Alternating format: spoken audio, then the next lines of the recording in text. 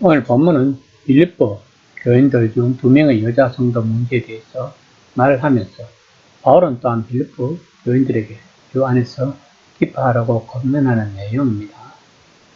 기뻐하는 일이 즐겁고 고난한 것이라면 그와 조화를 이루어야 할 3가지 주요한 사항을 말해주고 있습니다. 즉, 염려를 이기는 기도와 창조세계 전체에서 하나님의 선하심을 기뻐하는 사고방식, 그리고 복음을 구현하는 생활 방식에 대해서 바울이 빌립보 교인들에게 권면하며 명령하고 있는 것입니다. 4장 2에서 3절입니다. 내가 유오디아를 권하고 순두개를 권하노니 주 안에서 같은 마음을 품으라. 또 참으로 나와 명예를 같이 한 내게 구하노니 복음에 나와 함께 힘쓰던 저 여인들을 돕고 또한 글레멘더와 그 외에 나의 동역자들을 도우라. 그 이름들이 생명책에 있느니라. 빌립보 교회 안에 불화가 있었던 것에 대해서는 이미 언급하였고 여기에서는 구체적으로 2 여자 이름을 언급하고 있습니다. 2 여자 성도는 빌립보 교회의 유력한 신자요 바울의 총애를 받는 열심 있는 봉사자들 같습니다. 빌립보 교회는 바울의 전도를 받은 자주장사 루디아에 의해 세워진 교회로서 여자의 역할이 컸을 것입니다. 특히 빌립보는 다른 지방과 달리 여자들도 개인 재산을 소유할 수 있었으며 또한 마게도니아인의 성은 모계로부터 받았다고 합니다. 그러므로 빌립보 지역은 여자들의 목소리가 컸을 것 같습니다.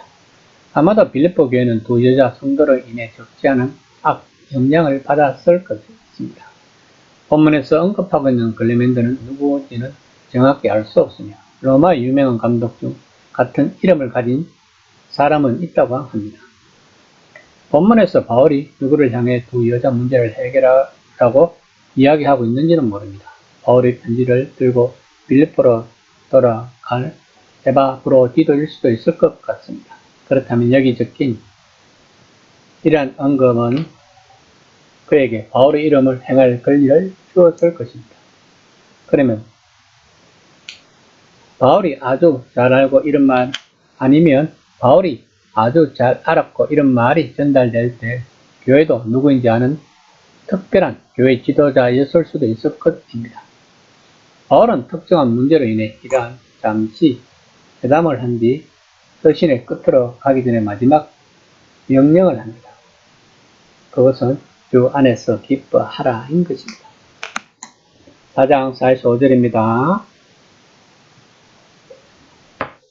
주 안에서 항상 기뻐하라. 내가 다시 말하노니 기뻐하라. 너희 간용을 모든 사람에게 알게 하라. 주께서 가까우시느니라. 본문에서 기뻐하라의 단어는 즐거워하라로 번역될 수 있습니다.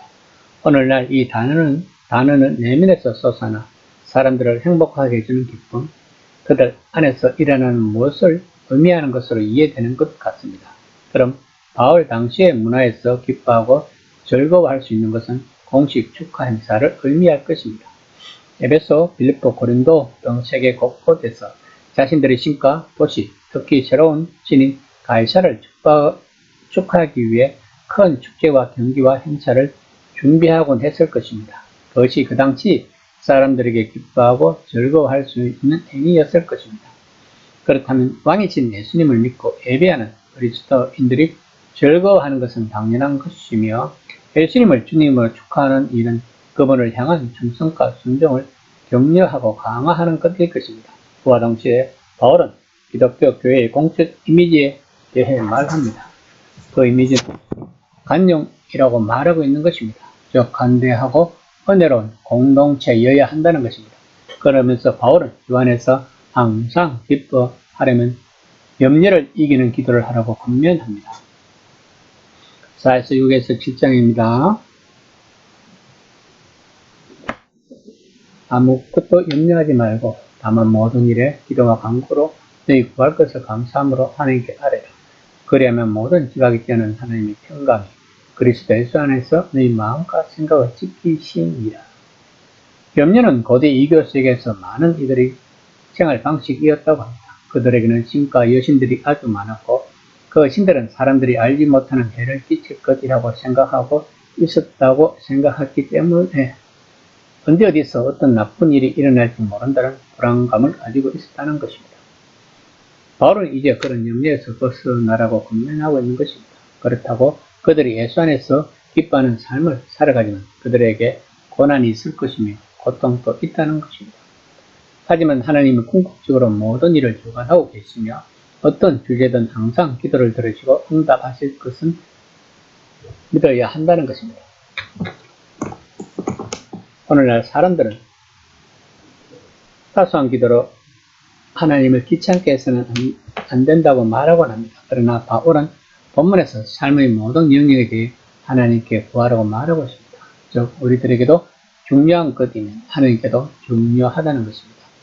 그런 기도를 들리면 시도와 절약에서 말하는 걱정 없는 상태가 되는 것이 아니라 하나님의 평화가 인생의 문제와 폭풍 가운데서 깊은 평화가 마치 군인들이 나라를 지키듯 우리 마음과 생각을 지킨다는 것입니다. 즉 담대하게 삶을 살아갈 수 있다는 것입니다. 4장 8에서 9장 9절입니다. 듣도록 형제들아 무엇에든지 참되며 무엇에든지 경건하며 무엇에든지 옳으며 무엇에든지 정결하며 무엇에든지 사랑받을 만하며 무엇에든지 칭찬할 만하며 무슨 덕이 있든지 무슨 기림이 있든지 이것들을 생각하라. 너희는 내게 배우고 받고 듣고 본바를 행하라. 그리하면 평강의 하나님이 너와 함께 계시니라. 바울은 그리스도인들이 따를 기준을 제시해 주고 있습니다.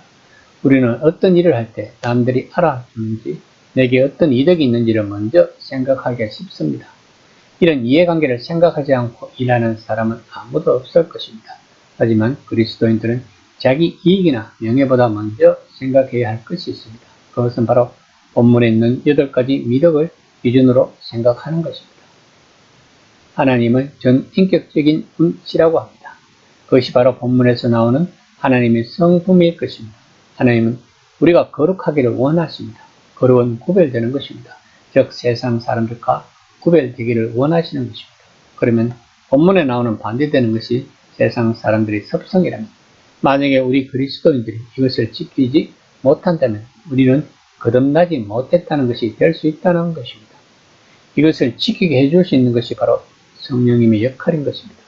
왜냐하면 이것이 바로 성령의 열매이기 때문입니다. 그래서 바울은 빌립보 교인들에게 자신 있게 말하고 있는 것입니다. 내게 배우고 받고 듣고 본바를 행하라고 명령하는 것입니다. 그러면서 바울은 하나님의 평강은 바로 평강의 하나님에게서 온다고 강조하고 있는 것입니다. 이 시간 나는 나의 삶에서 평강의 하나님을 느끼며 살아가고 있는지 한번 생각해 보는 시간이 되었으면 합니다.